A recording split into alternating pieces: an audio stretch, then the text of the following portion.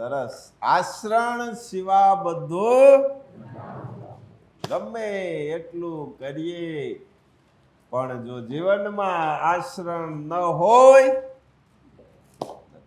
યાર, અને ત્યાં પણ આશ્રણ જ જોવે છે. ત્યાં કેટલી બોલવાની ઓલી સટા છે ઈ ત્યાં જોતા નથી, કેટલું જ્ઞાન છે તે પણ ત્યાં જોતા નથી. નિયમને આધીન કેમ હાલ્યો, કેટલું હાલ્યો તે ત્યાં જોવે છે. હા, પ્રકૃતિના નિયમને આધીન જીવન જીવવું અને પોતાનું જે કર્તવ્ય છે, પોતાની જે ફરજ છે એ ફરજનું પાલન કરવું તે જ ત્યાં જોવે છે.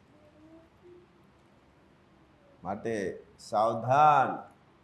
ગમે એટલું જ્ઞાન હોય તો અહીંયા હાલે, ત્યાં હાલતું નથી. ત્યાં માત્ર આશ્રણ જ હાલે છે, માત્ર ને માત્ર આશ્રણ.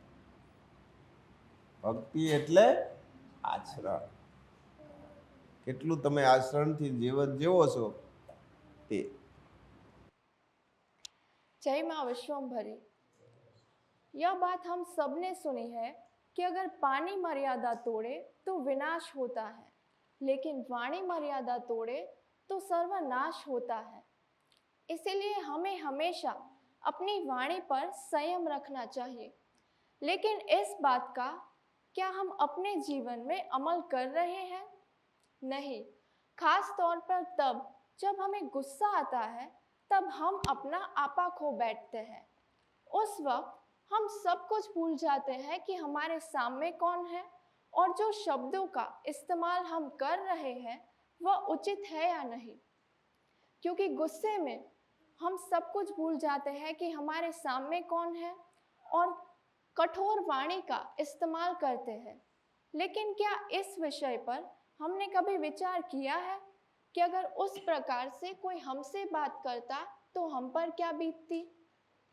क्योंकि जब हमारा गुस्सा शांत हो जाता है तब हमें अफसोस होता है कि हमें ऐसे निष्ठुर शब्दों का इस्तेमाल नहीं करना चाहिए था।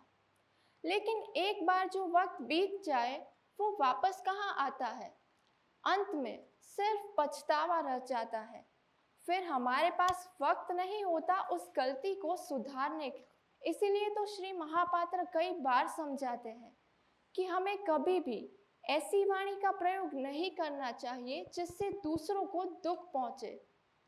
क्योंकि ऐसे शब्द कहने में तो सिर्फ कुछ पल लगते हैं, लेकिन वो आगे जाकर कितना बड़ा स्वरूप ले सकते हैं उसका हमें अंदाजा तक नहीं होता। और श्री महापात्र सदैव कहते हैं कि हमें हो सके तब तक मौन रहना चाहिए। लेकिन आज हम सभी ने मौन का वास्तविक अर्थ समझा ही नहीं है। हमारे लिए मौन रहना यानी कि किसी से बात न करना, जो कि गलत है। श्री महापात्र मौन का वास्तविक अर्थ समझाते हुए कहते हैं कि मौन का अर्थ है कि जितनी आवश्यकता हो उतना ही कम आवाज में बोलना। क्योंकि कई बार जब हम शांत होते हैं तब भी हमें हमारे प्रश्नों के उत्तर मिल ही जाते हैं। तो फिर आज हम क्यों यहाँ वहाँ की बातें करने में अपना कीमती वक्त बर्बाद कर रहे हैं? आज जो भी परिस्थिति हमारे जीवन में उत्पन्न होती है वह हमारे कठोर शब्द बोलने से ही होती है।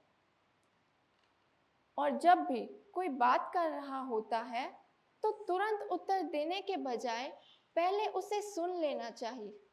अगर आवश्यकता हो तो ही उत्तर देना चाहिए। अगर इस प्रकार अगर हम अपनी जुबान पर नियंत्रण रखेंगे तो हमें पता चलेगा कि मौन में कितनी शक्ति होती है और कितना आनंद आता है। अगर हम श्री महापात्र के द्वारा कहे गए शब्दों को समय आने पर याद करते रहेंगे और उसका आचरण हम अपने जीवन में करते रहेंगे तो ही हम अपने जीवात्मा का उद्धार कर पाएंगे। जय महाविष्णु। સરસ. મૌન એટલે જરૂર પડે તેટલું જ બોલો, વધારે જરા પણ બોલવું નહીં. ધ્યાનમાં બેસવું એટલે ધ્યાન રાખવાનું. ઘરની અંદર, સમાજની અંદર, રાષ્ટ્રની અંદર, હરેક જગ્યાએ વ્યવહારમાં બધે ધ્યાન રાખવું અર્થ થાય. ધ્યાનમાં બેસવું નહીં, પણ ધ્યાન રાખવું. જો ધ્યાન રાખશો તો કોઈ પણ ક્લેશ કંકાસ કંઈ પણ જગ્યાએ કોઈ પણ વસ્તુ થશે નહીં. આનંદ આનંદ. પણ આપણે ધ્યાન નથી રાખતા, ધ્યાનમાં બેસીએ છીએ પણ ધ્યાન રાખતા નથી, એટલે આ બધા પ્રશ્નો ઊભા થાય છે. એટલે થોડો જે ફેરફાર થઈ ગયો છે એને પાછું સરખું કરો. અને ખરેખર ધ્યાન રાખો તો પ્રશ્ન હલ થઈ જાય કે નહીં? ધ્યાનમાં બેસવાથી પ્રશ્ન હલ થાય જ. પણ ધ્યાન રાખવું. સરસ. જય મહારાજ.